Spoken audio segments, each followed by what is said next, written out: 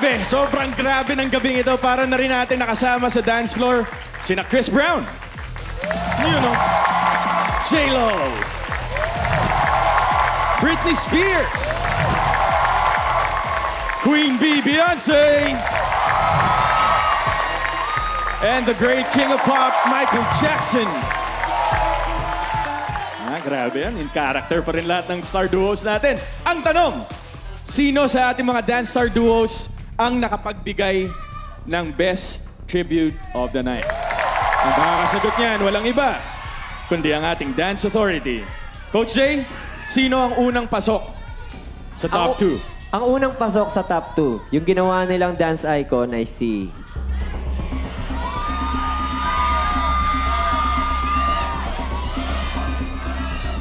Beyonce, Shanti and Jeremy. Grabe naman yun. Pasok na ang Team Queen Bee. At sino naman ang kanilang mga kalaban sa dance-off, Ray?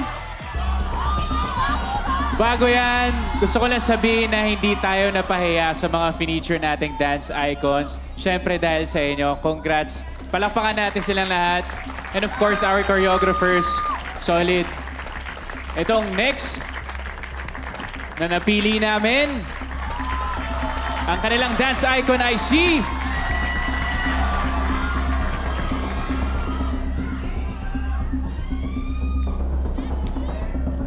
MJ! Denise and Paul! Let's go! Shanti and Horizon Jeremy versus Paul and Calista Denise. Kaya let the dance-off begin!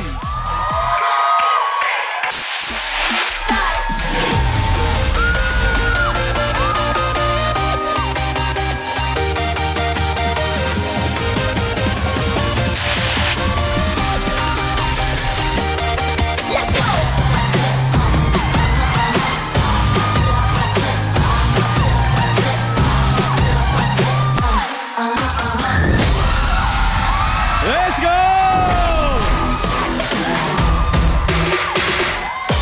Napakatindi naman ang dance-off na yun. Paul and Calista Denise versus Shanti and Horizon Jeremy. Pasalamatan muna natin ang gumawa ng mga music mixes na ginamit for tonight. DJ Kim Musabe, thank you so much. At syempre, maraming salamat din to Coach MJ Arda and the whole choreo team ng Stars on the Floor. Thank you guys. At mukhang handa na ang Dance Authority i-announce kung sino ang top dance star duo for this week. Yan. Ayoko nang magpaligoy-ligoy pa. Kitang-kita naman natin. Kaya naman, ang ating top dance star duo this week ay sina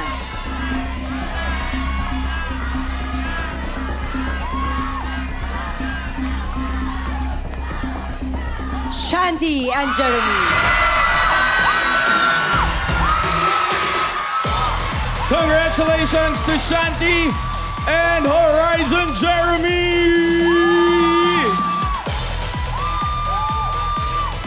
You get this week's SOTF Blinks from Coach J. Pakahusay. Congratulations guys, good job. At ito, magpapahinga na muna ang shuffler this week as we officially close the collab agawan phase of the competition.